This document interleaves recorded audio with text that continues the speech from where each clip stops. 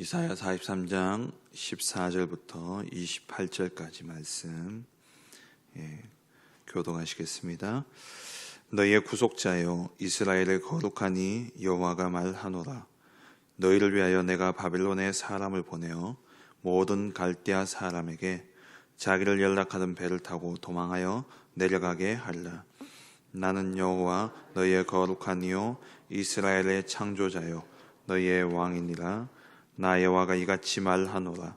바다 가운데의 길을 큰 물 가운데에 지름길을 내고 병거와 말과 군대의 용사를 이끌어내어 그들 일시에 엎드러져 일어나지 못하고 소멸하기를 꺼져가는 등불 같게 하였느니라. 너희는 이전 일을 기억하지 말며 옛날 일을 생각하지 말라. 보라, 내가 새 일을 행하리니 이제 나타낼 것이라. 너희가 그것을 알지 못하겠느냐? 반드시 내가 광야의 길을 사막의 강을 내리니 장차 들짐승 곧 승냥이와 타조도 나를 존경할 것은 내가 광야의 물을 사막의 강들을 내어 내 백성 내가 택한 자에게 마시게 할 것임이라.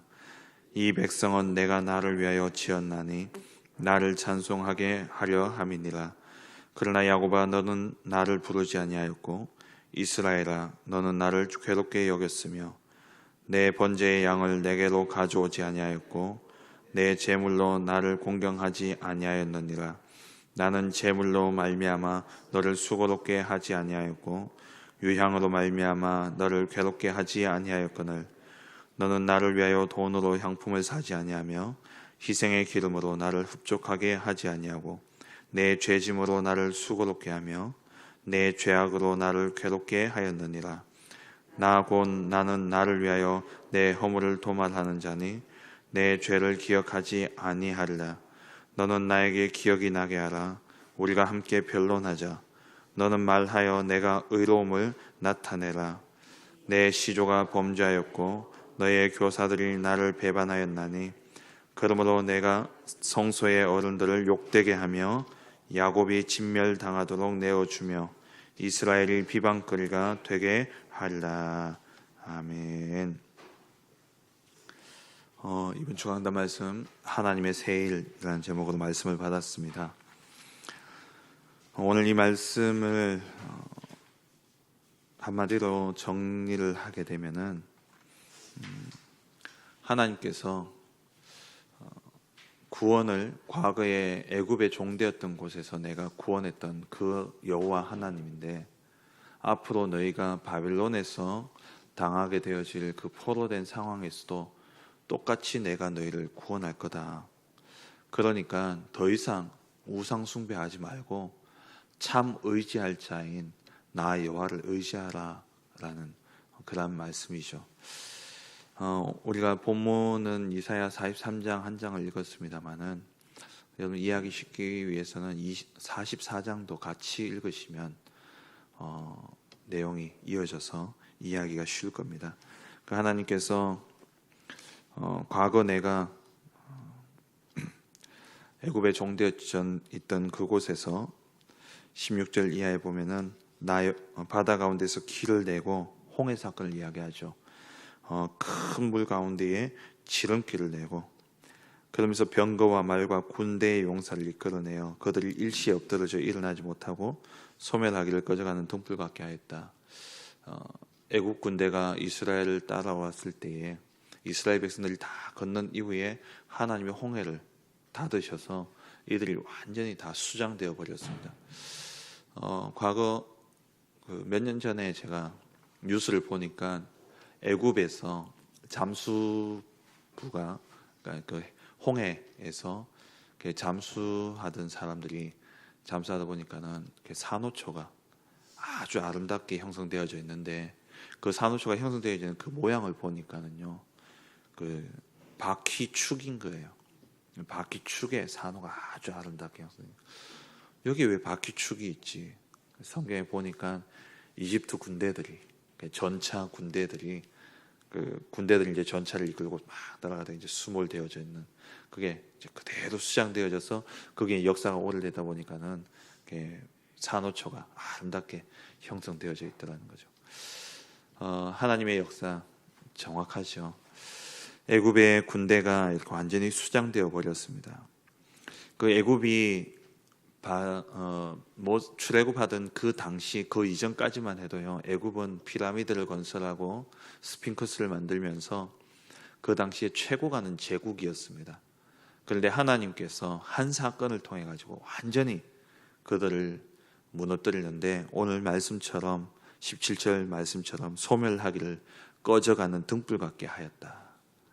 그 큰 그 강대국이었던, 너희를 430년 동안 종 삼았던 그 이집트 애굽을 내가 소멸하는 등불과 같이 그렇게 끄게 하지 아니하였느냐. 그러면서 너희는 이전 일을 기억하지 마라, 옛적 일을 생각하지 마라. 이 말은 앞에 있는 구원의 역사를 잊어버리라는 말이 아니에요. 그 이전에 있었던 종되었고 고통당하고 고난당하고 있던 그러한 일들, 수많은 고난의 역사들, 그리고 수많은 죄의 역사들, 그러니까 이 모든 고난과 고통은 죄로 말미암아 시작되어진 것이죠. 우리가 절대 해결할 수 없는 원죄의 문제, 아담이 범죄함으로 말미암아 의인은 없나니 하나도 없이 되어버렸고 모든 사람이 죄를 범하였으며 하나님의 영광에 이르지 못하는 그 상태에 이르러서 이 원죄로 인해서 죄가 들어오게 되어졌고 죄로 말미암아 사망에 이르렀던 그 모든 죄의 문제, 그 원죄의 문제, 우리가 절대 그 죄에서 빠져나오려 해도 빠져나올 수 없었던 그 전적 타락한 그 상태에서 우리가 완전히 구원받았기 때문에 이제 옛날에 노예되어져 있던 그 근성들, 광야의 근성들, 그러한 근성들을 다 잊어버리라는 거예요. 옛틀을 다 깨어버리라는 겁니다. 하나님은 날마다 구원의 역사를 이루어 가시기 때문에 출애굽의 역사는 이전에 한 번 있었던 역사지만 그 애굽에 종되어져 살아오던 그 체질은 여전히 계속되어져 있는 것이죠. 그러니까 홍해 사건은 한 번이지만 오늘도 홍해의 사건은 계속 일어나고 있는 겁니다. 애굽에 노예되어져 있던 그 상태는 그러니까 애굽에 완전히 노예되어져 있는 보이는 그 상태는 한 번이었지만 그 근성은, 노예되어져 있는 그 모습은 우리 속사람은 계속 그렇게 해줘 왔는 거예요. 그러니까 다시 말하면은 애굽에 노예되어 있던 그 인생은 왜 애굽의 노예가 되었습니까? 그 이전에 이미 사단의 노예가 되어져 있었기 때문에, 그로 인한 저주와 재앙으로 애굽의 노예가 되어진 겁니다. 하나님을 떠나서, 원죄로 인해서 하나님을 떠나게 되어졌고 그 원죄 때문에 마귀의 종되어 살아가는 겁니다. 그 마귀의 종되어 살아가던 인생들이 육신적으로 노예가 될 수도 있고, 육신적으로 포로가 될 수도 있고, 육신적으로 속국이 되어질 수도 있고, 그렇다는 거죠. 왜냐? 하나님을 떠난 죄의 결과이기 때문에. 하나님을 떠나서 우상 숭배한 결과로 그렇게 포로 되어지고 속국 되어지고 노예 되어지게 되어 있는 겁니다. 그렇지만 그 가운데서 하나님이 건져내셨던 그 하나님은 오늘도 우리 가운데 새 일을 행하고 계신다는 거예요. 구원은 한 번으로 이루어졌지만 아직 우리는 완전한 구원의 상태에 이르지는 못했죠. 그러니까 종말 시대에 중요한 신학적인 그러한 교리가 뭐냐면은 이미와 아직입니다. 이미 구원받았지만 아직 완전한 구원에 이르지 못했어요. 구원받은 하나님의 자녀라는 신분을 얻었지만 우리가 하나님 나라에 들어가진 않았죠. 하나님 나라에 들어갈 자격은 얻었지만 하나님 나라에 들어가진 않았습니다. 그렇지만 이 땅에서 하나님 나라의 축복은 누릴 수 있어요. 왜? 신분이 있기 때문에. 우리가 사는 이 세상 가운데 마귀 사단은 이미 예수 그리스도로 말미암아 그 권세는 꺾여졌지만 아직 완전히 끝나지 않았기 때문에 우리 가운데 역사하고 있다는 거예요. 그래서 우리는 끊임없는 영적 싸움을 싸워야 되는 것입니다. 그렇다면 홍해 사건은 과거로 끝났지만 오늘도 홍해 사건은 일어나야 되는 거예요. 구원은 예수 그리스도를 믿음으로 말미암아 이루어졌지만 오늘도 우리는 그 구원의 은혜를 계속 누려가야 되는 겁니다.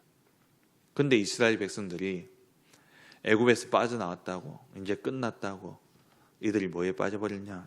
우상 숭배에 또 빠져버린 것이에요. 44장에 보면은 우상 숭배에 대해서 하나님이 계속 이야기를 하고 있죠.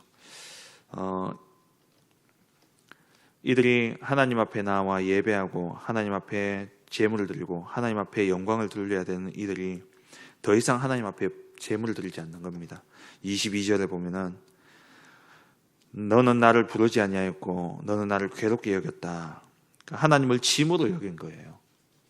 짐으로 여기고 제사하고 하나님 앞에 이게 너무나 어떻게 보면 부담이 되어지고 짐이 되어지는 거죠.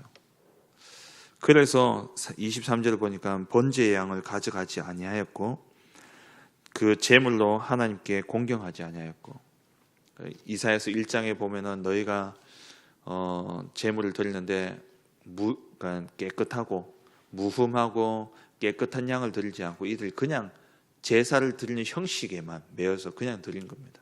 그러니까 하나님이 너희가 언제 내게 와서 제사 드린 적이 있냐?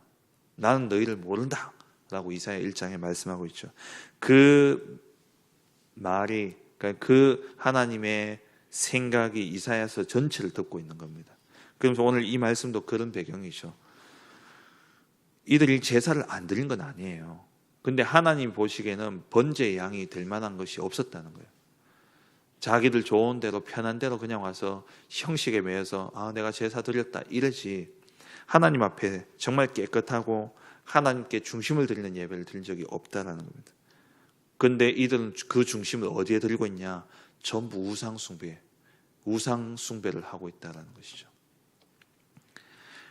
하나님께 제사 안 드리고 우상 숭배를 한 것이 아니라 제사를 드리면서도 이들은 우상 숭배를 하고 있는데 이들의 진짜 중심은 어디 있냐? 하나님께 드리는 제사는 형식이었고, 왜? 늘 드리는 예배니까. 지금 많은 기독교인들이 가운데 무당 찾아가서 점치는 사람들이 많이 있다 그러지 않습니까? 그들 예배를 안 드립니까? 예배 드려요. 와서 예배는 드리는데 몸은 여기 와 있는데 마음은 어디가 있냐? 점치러 가 있는 거예요. 우상 숭배하는 겁니다. 이스라엘 백성이 똑같은 겁니다. 그러니까 하나님이 이 상태로 계속 내버려둬서는 안 되기 때문에 깨닫게 해서 돌아오게 하기 위해서 하나님 문제를 주시는데, 그게 뭐냐? 바벨론 포로되어진 사건입니다. 이 바벨론에 포로되어지는 그 사건을 하나님이 미리 예견하시면서 미리 보여주시면서 그치만 두려워하지 마라. 내가 애굽의 종되었던 곳에서 너희를 건져내지 아니하였냐. 사막에 길을 내고 광야에 길을 내고 그 바다 가운데 큰 지름길을 내었던 그 하나님이, 그 역사, 그 구원의 역사를 이루었던 내가 너희와 함께 할 것이기에 두려워하지 마라. 염려하지 마라. 내가 너와 함께 하겠다. 결국 너희는 이 모든 일을 통해서 내가 하나님 됨을 증거하는 증인이 될 것이다 라고 말씀하고 있는 겁니다. 이사야 43장 44장의 중요한 키는 뭐냐? 너희는 나의 증인이다라는 거예요. 고난이 오지만, 포로로 끌려갈 일이 생기겠지만 그 속에서도 두려워하지 않을 것은 내가 반드시 구원할 것이고, 구원받은 너희를 통해서 나는 반드시 내 증인으로 삼겠다라는 거예요. 하나님이 행하실 새 일이 뭡니까? 전도와 선교, 다시 말하면 구원의 역사입니다. 언약을 회복하겠다라는 것은 구원의 역사, 하나님이 예수 그리스도를 통해서 이루실 그 구원의 역사를 우리 가운데 이루시겠다라는 것이죠. 그래서 과거에 있었던 그 출애굽의 역사에 매여 있지 말고, 오늘도 애굽의 노예가 되어져 있고, 오늘도 바벨론의 포로가 되어져 있고, 오늘도 로마의 속국이 되어져 있는 것처럼 마귀 사단의 종되어서 살아가고 있는 너희 인생이 나 여호와께 돌아오게 될 때에, 나 여호와를 찾을 때에, 언약을 회복하게 될 때에 내가 너희를 거기에서 구원하여서 반드시 증인으로 삼겠다라는 겁니다. 우리는 구원을 받았습니다. 예수 그리스도로 말미암아 구원을 받았죠. 이 구원은 한 번으로 족합니다. 예수 그리스도를 믿음으로 말미암아 영접하는 자 곧 그 이름을 믿는 자에게 하나님의 자녀가 되는 권세를 주셨으니 이미 구원받았습니다. 그럼 구원받은 우리에게 문제가 없습니까? 우리는 세상 임금, 세상 신이 되어져 있는 이 사단이 지배하는 세상 가운데 살아가고 있기 때문에 바벨론의 포로가 되어지고 애굽의 노예가 되어지는 것 같은 이러한 문제들이 우리 삶 속에 계속 있을 거라는 거예요. 그렇기 때문에 뭘 회복하라고요? 언약을 회복하라는 겁니다. 앞으로 살아갈 그러한 많은 인생 가운데 여전히 문제들이 있겠지만 그 문제들 속에 하나님은 반드시 우리를 구원하실 것입니다. 그래서 우리는 문제와 사건과 일들 속에 새 일을, 새 오늘을 찾아내야 되는 거예요. 오늘의 기도 속에서, 오늘의 말씀 속에서, 오늘의 전도 속에서 하나님이 오늘 이루실 새 일, 오늘 나를 통해서 행하실 언약 회복의 새 일을 우리는 찾아내야 되는 것입니다.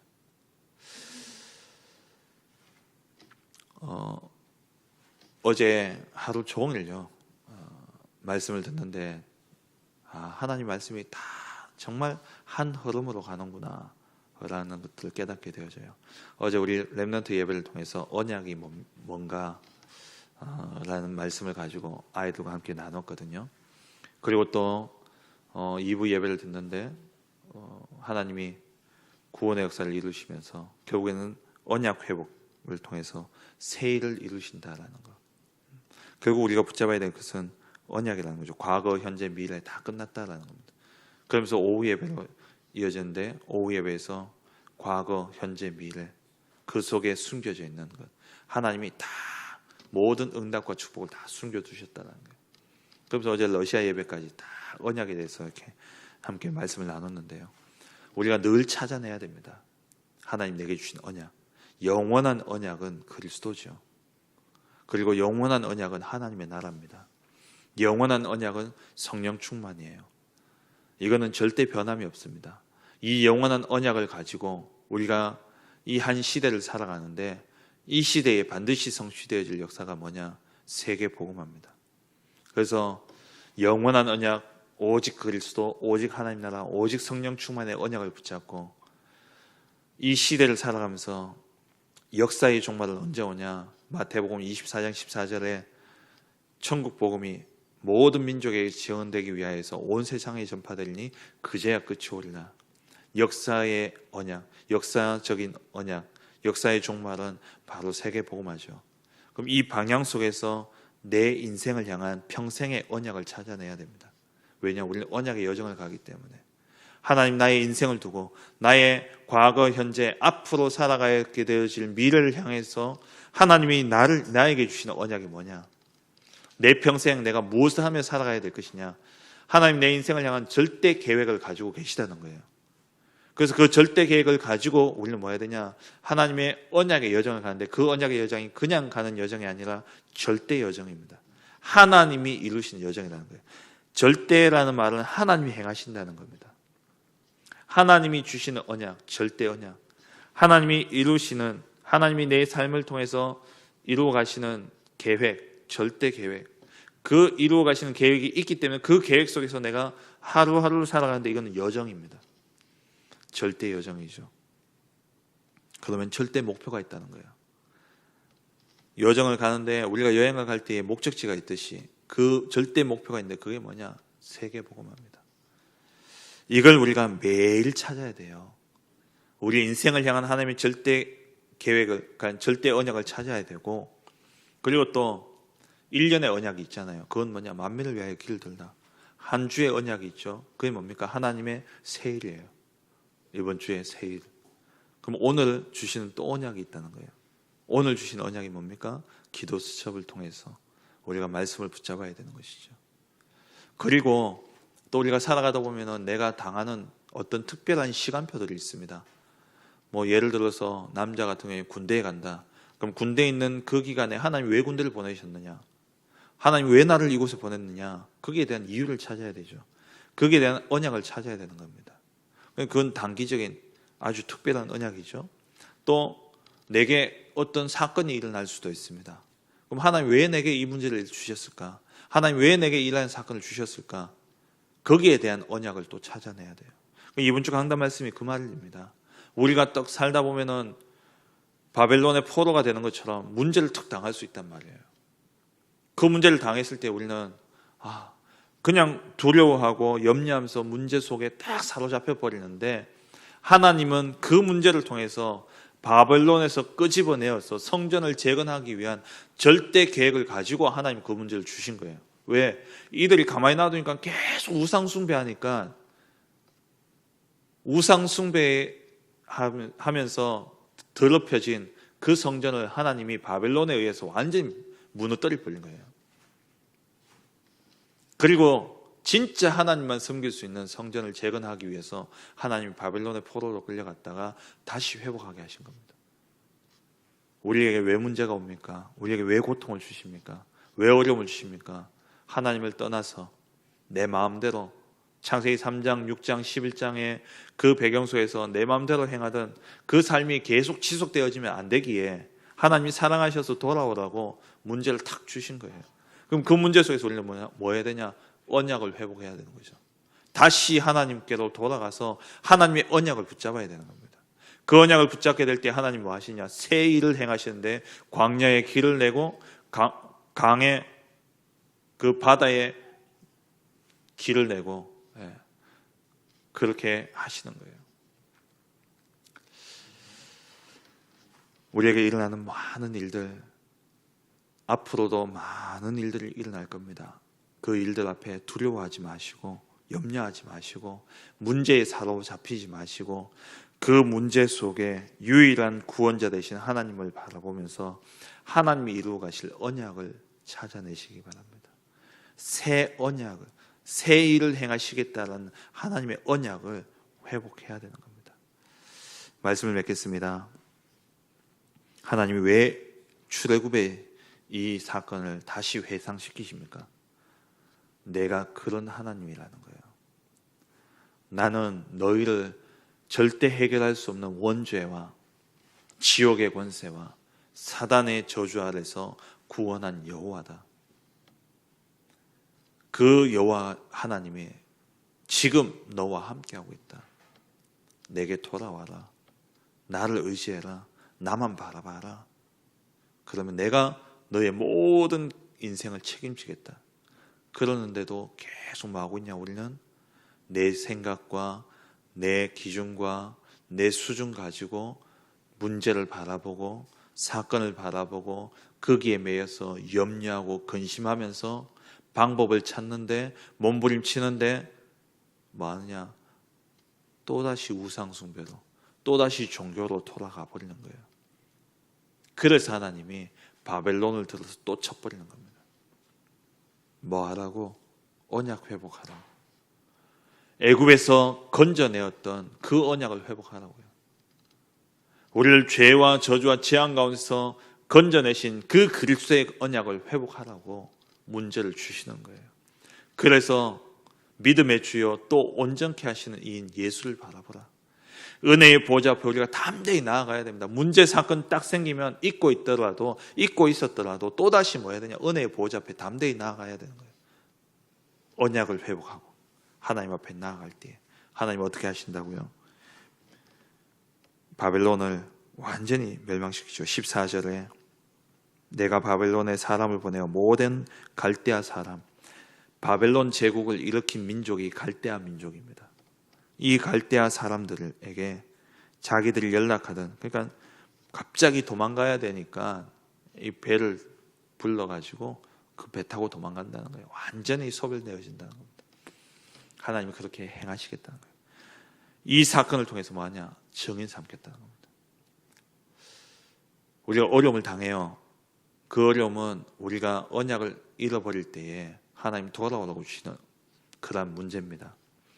근데 이 문제가 하나님 실제적인 주권 속에서 합력하여 선을 이루는데, 이 문제 속에서 탁 돌아와서 이 문제 속에서 하나님이 우리를 구원해 주실 때에 그 구원이 또 뭐가 되어지냐?